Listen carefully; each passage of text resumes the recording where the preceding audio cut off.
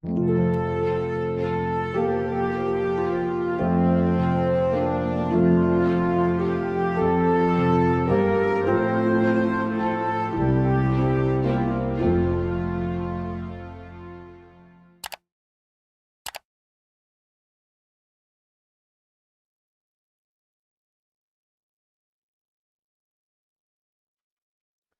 tal, mis queridos hermanos? Bienvenidos al capítulo número 5 de esta serie titulada El deseado de todas las gentes a la luz de la doctrina de Dios.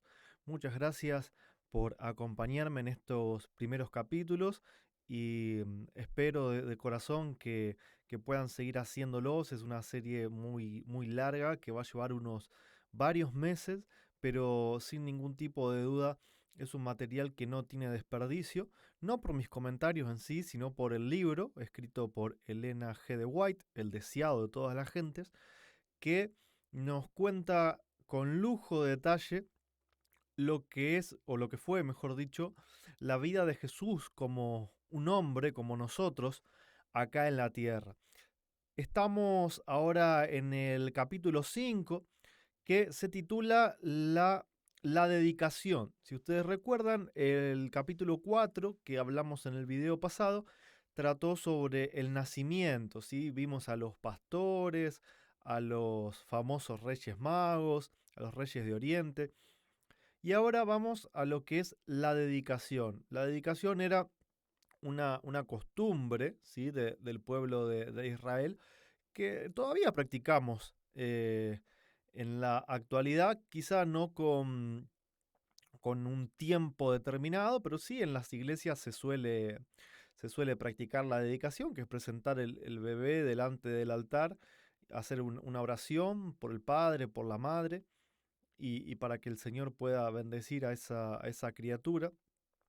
Entonces, 40 días después del nacimiento, dice que José y María llevaron a Jerusalén para presentar a Jesús delante de Dios y llevar el sacrificio correspondiente, como así lo indicaba la ley, ¿no es cierto? Esto se hacía específicamente con los primogénitos. Todo hijo primogénito varón se llevaba ya sea un cordero, y si eras una familia muy pobre, se podía llevar dos tortolitas o pichones de paloma, una como holocausto y otra como ofrenda por el pecado, y siempre por los primogénitos. ¿Por qué aclaro lo de los primogénitos? Porque este capítulo es una delicia en cuanto a la información que nos va a dar sobre esta costumbre, sobre esto que Dios había impuesto sobre el pueblo. Y acá tenemos la primera cita que está remarcada. Nos dice que la dedicación de los primogénitos se remontaba a los primeros tiempos. Dios había prometido el primogénito del cielo para salvar al pecador. Este don debía ser reconocido en toda la familia por la consagración del primer hijo. Había de ser dedicado al sacerdocio como representante de Cristo entre los hombres. Esta cita para mí es fundamental, es crucial.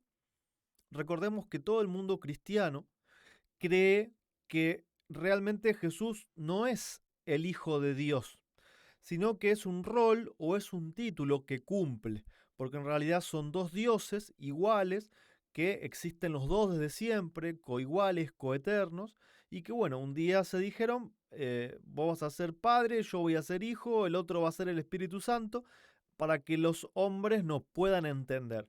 Sin embargo, la palabra de Dios en su sentido más simple nos muestra que el plan de salvación no tiene que ver con toda esa teología rebuscada.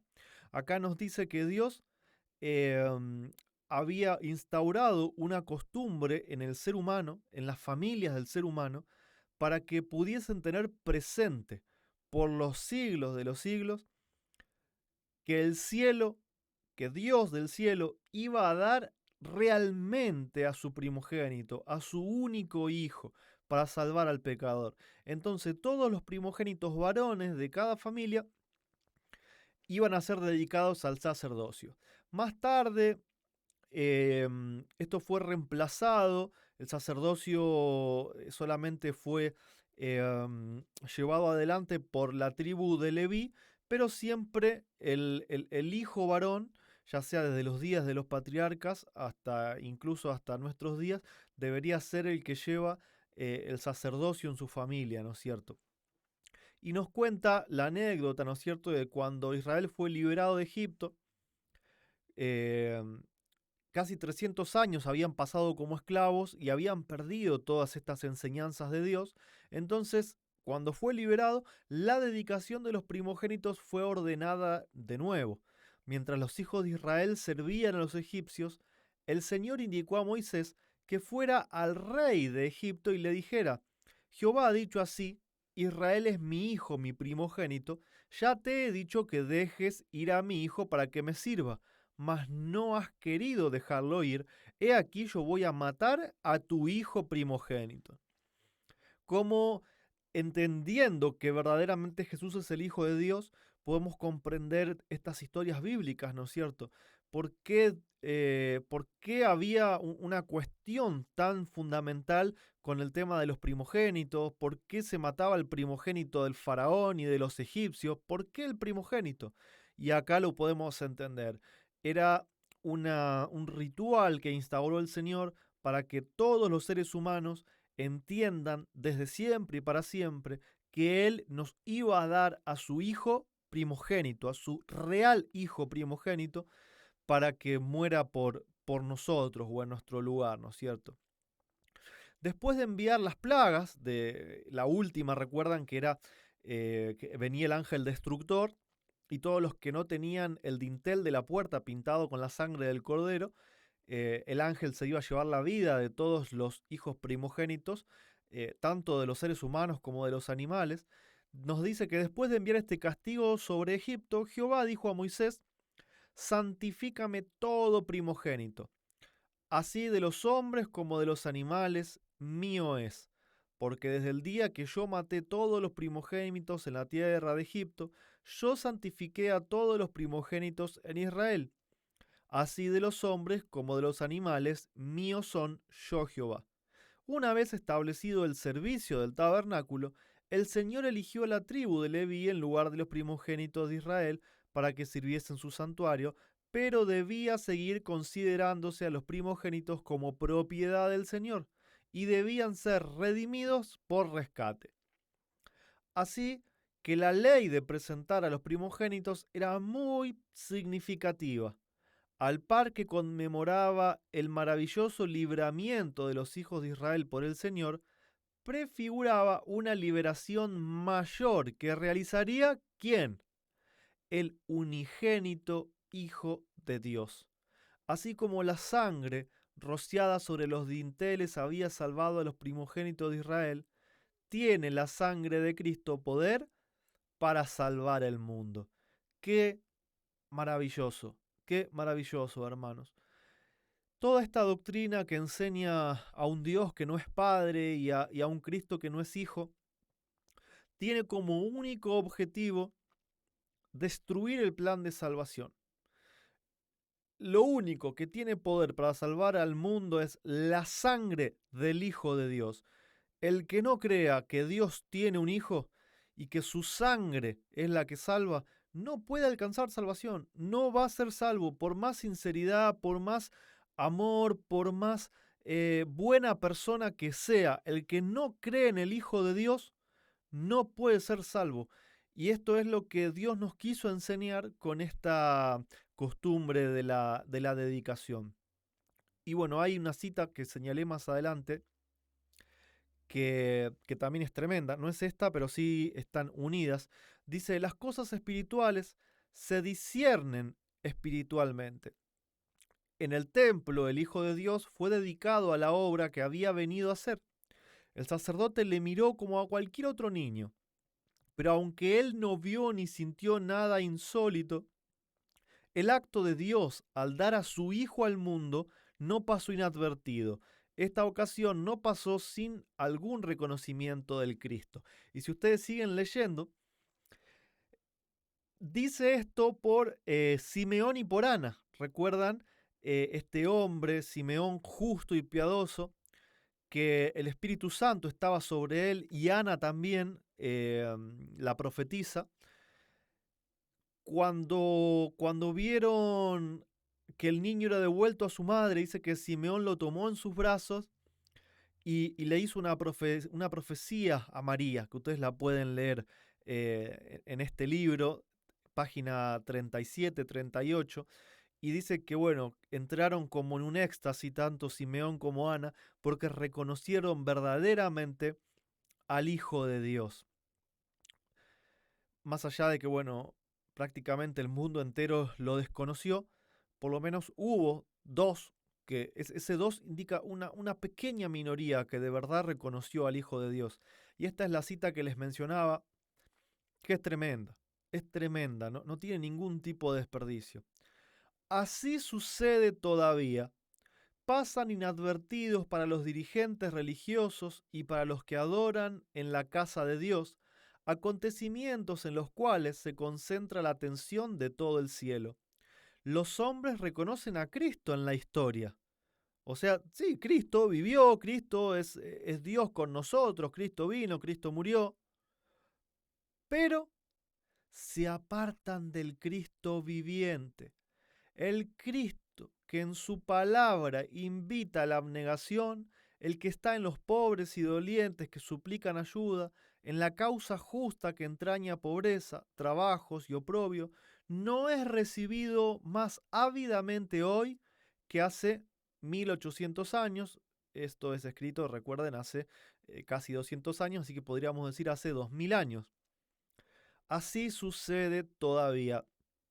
Muy pocas personas son las que reconocen verdaderamente al Cristo de la Biblia, que es Hijo de Dios.